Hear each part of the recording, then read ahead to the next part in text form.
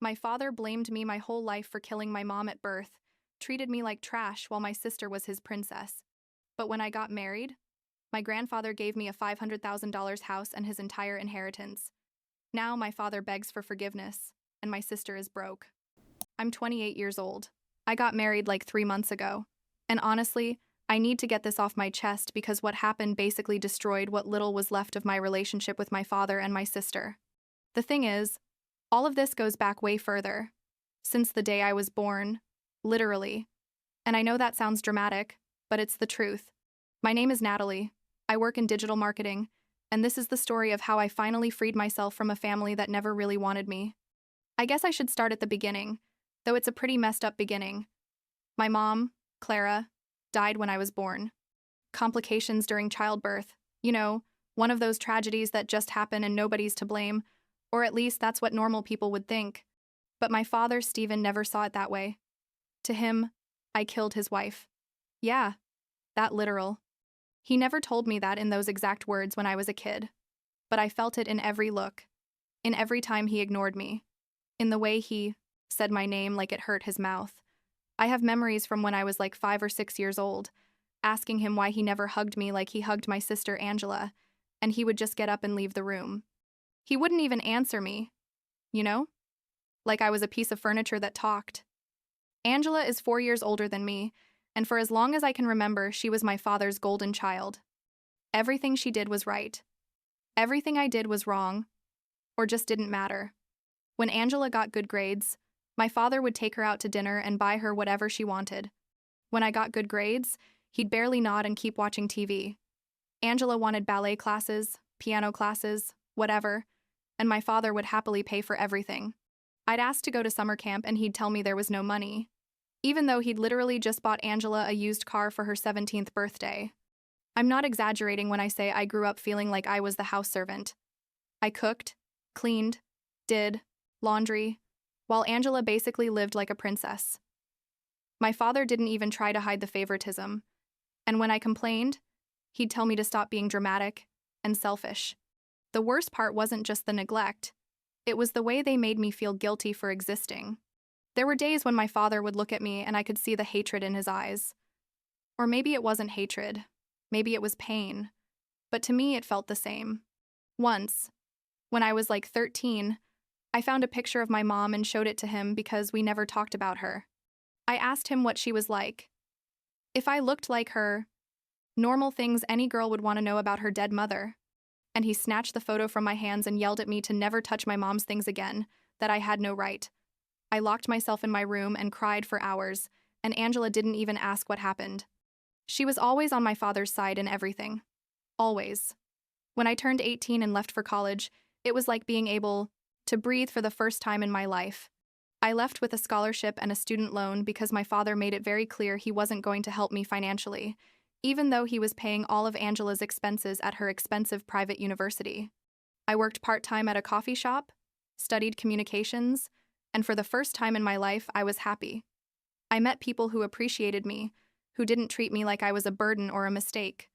I went home as little as possible, only at Christmas and the occasional birthday, and those visits were always tense and awkward, but I endured them because I guess a part of me still wanted my father's approval.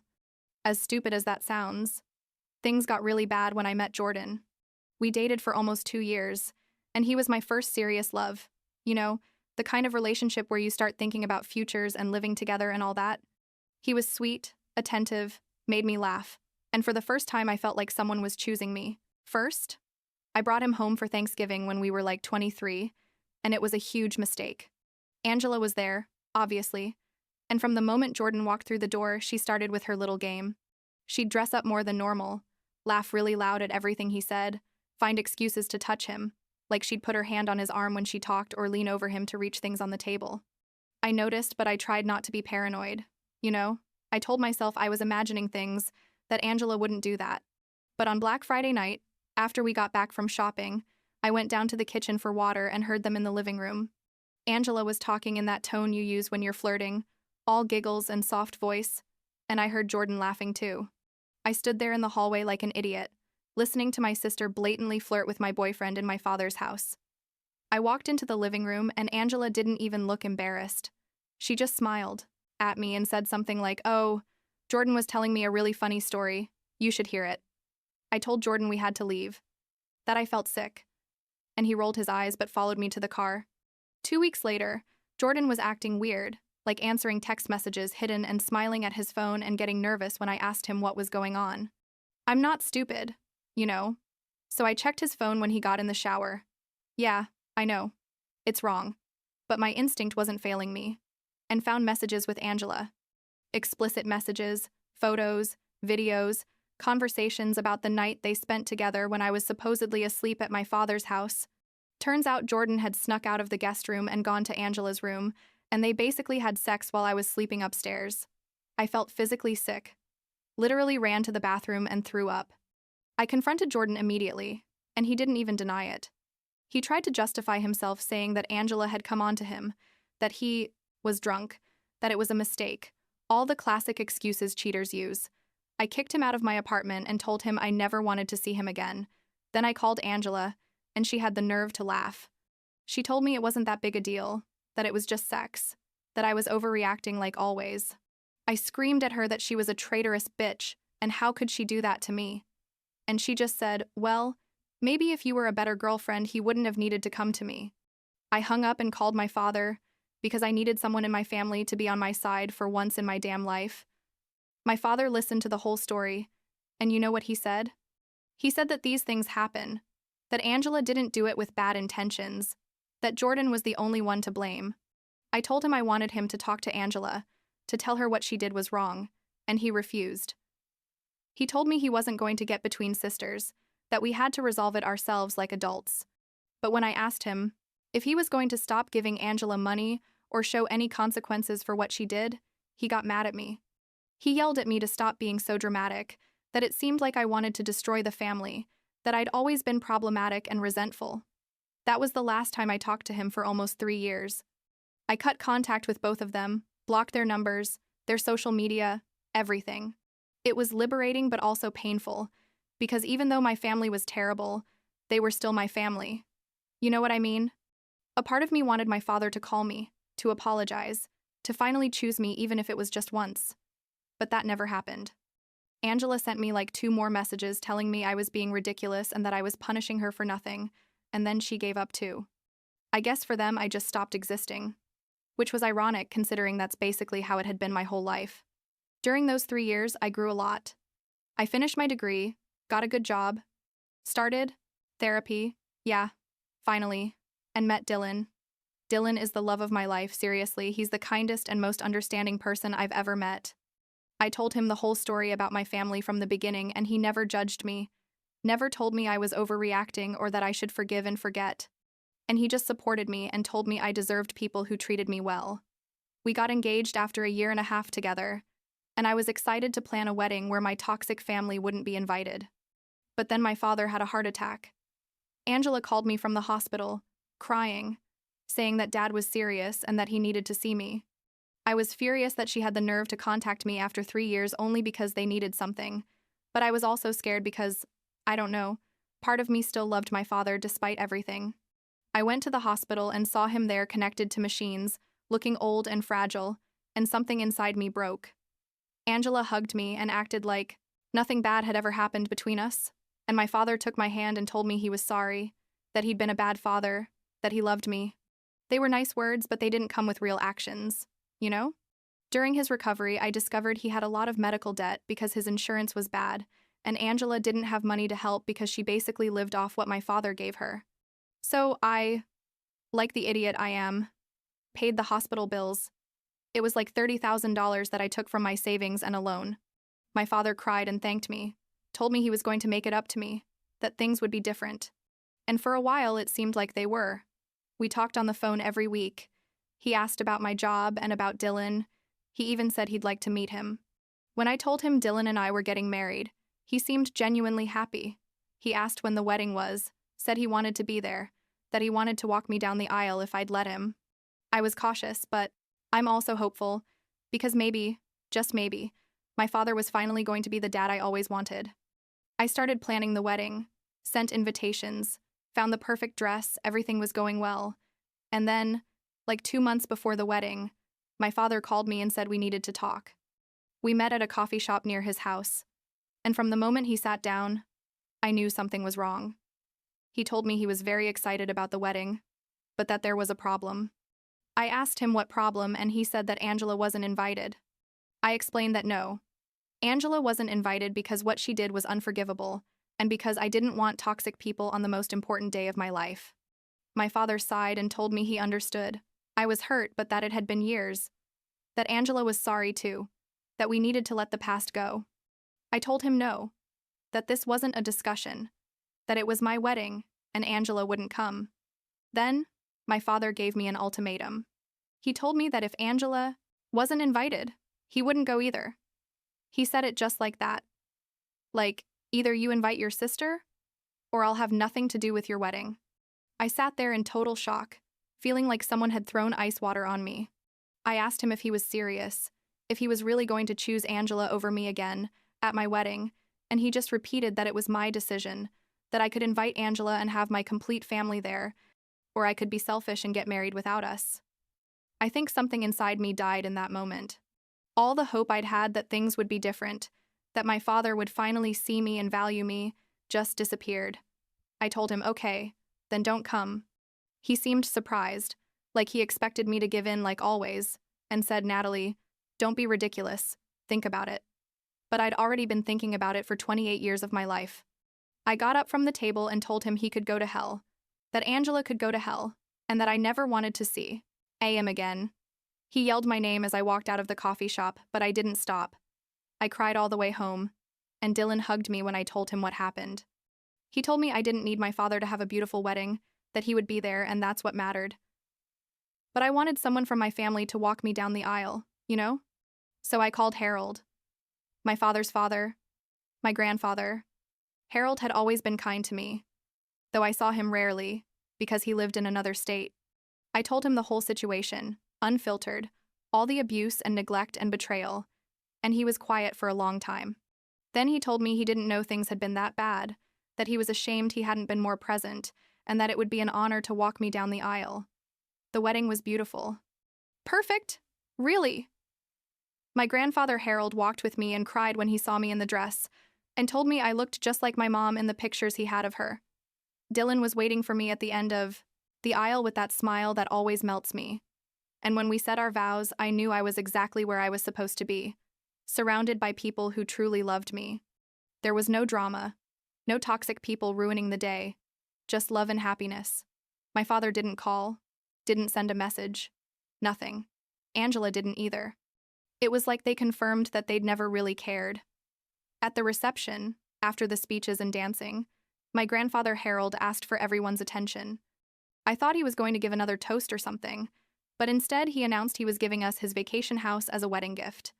Not a small house, a real house on the coast with 3 bedrooms and ocean views, a property easily worth $500,000. I was speechless, literally started crying right there in front of everyone, and Dylan was in shock too. My grandfather hugged me and told me I was the only granddaughter who had taken the time to call him and visit him over the years. That Angela never talked to him unless she needed something, and that he wanted Dylan and me to have a special place to build our life together. It was the best day of my life. No exaggeration.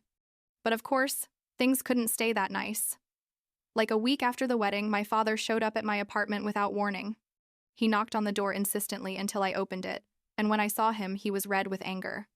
He started yelling at me before I could say anything, accusing me of manipulating my grandfather into giving me the house, saying I'd stolen his inheritance. I told him I had no idea what he was talking about, that Grandpa Harold made that decision alone, and he said it was a lie, that obviously I'd planned all of this to take away from Angela what belonged to her. That's when I understood what was really happening. Angela had assumed that Grandpa's vacation house would be hers eventually, probably because she'd always had everything she wanted without working for it, and now she was furious because Grandpa had given it to me. My father, as always, was there to defend her and blame me for her problems. I told him to leave my house, that he had no right to show up like that and accuse me of things, but he kept yelling. Dylan came out of the bedroom and told him to calm down or he was going to call the police, and that only made my father angrier. Then my father said something I'll never forget. He looked me straight in the eyes and said, "I never wanted you. Natalie, never. I wish you'd never been born." I wish it had been Angela who was born and your mother was still alive. He said it with so much venom, so much hatred, that I felt like I'd been stabbed. Dylan practically pushed him out of the apartment and locked the door, but I was already on the floor crying. Because even though I'd always known it, even though I'd always felt that rejection, hearing him say those words out loud was devastating in a way I can't explain. And that was the last time I saw my father. Enter. Blocked his number. Blocked Angela too, when she sent me like 20 messages, blaming me for ruining her relationship with Grandpa and for stealing her inheritance. The messages were pure poison, saying I'd always been a selfish and manipulative bitch, that I'd poisoned Grandpa against her, that I should die and give back the house. Dylan wanted us to go to the police, but I just wanted peace. I just wanted them to disappear from my life forever. I changed my phone number, adjusted all my privacy settings on social media, basically made sure they could never contact me again. My father kept trying. He sent letters to my work, to Dylan's mom's house, trying to get someone to deliver them to me. They were all the same, empty apologies and excuses, saying he didn't mean what he said, that he was angry, that he loved me. But never, not once, did he really acknowledge all the damage he'd done to me throughout my entire life. He never said, I'm sorry for blaming you for your mother's death. I'm sorry for treating you like garbage for 28 years. I'm sorry for always choosing Angela over you. He just wanted me to forgive and forget so he could keep pretending we were a normal family, and I didn't have the energy for that game anymore. Grandpa Harold died like 6 months after the wedding, peacefully, in his sleep.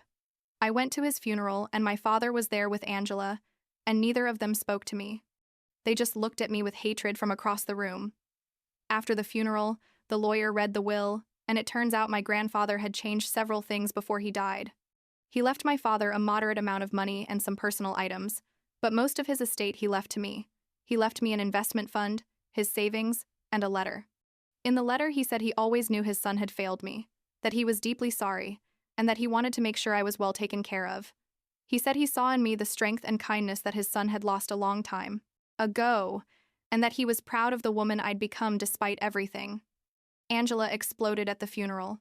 She screamed that all of this was unfair, that Grandpa was senile, that I'd manipulated an old man. My father backed her up, threatening to fight the will in court. But the lawyer made it very clear that everything was legally in order and they had no case. I left there with Dylan and didn't look back. It was the end of a chapter of my life that had lasted too long, and even though it hurt, it also felt like closing a wound that had never healed. Now I'm 31. Dylan and I are expecting our first child, and we live in the house Grandpa gave us. We fixed it up little by little, filled it with love and laughter, and every time I look at the ocean from the window, I think about how far I've come. My father still sends me letters occasionally, always with the same superficial apology format.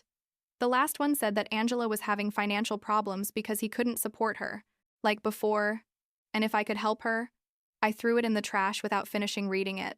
Sometimes I feel guilty, you know, like I should do something more, forgive somehow, be the bigger person. But my therapist reminds me that forgiveness doesn't mean letting people keep hurting you, and that it's okay to protect your peace. I've built a beautiful life with people who truly love me, people who chose me, and that's enough. My son is going to grow up surrounded by unconditional love. He's going to know his parents adore him. He's going to have grandparents on Dylan's side who already love him before meeting him. And he'll never feel like he's a burden or a mistake. Last week, I found a picture of me from when I was like 5 years old. I'm sitting alone on a swing in the backyard, and nobody's pushing me. My father and Angela are in the background of the photo, hugging, smiling, completely oblivious to me. I cried when I saw it because that little girl deserved so much more than she got. But I also felt proud because that little girl survived, grew up, and built the life she always dreamed of despite everything. That's enough for me, I guess.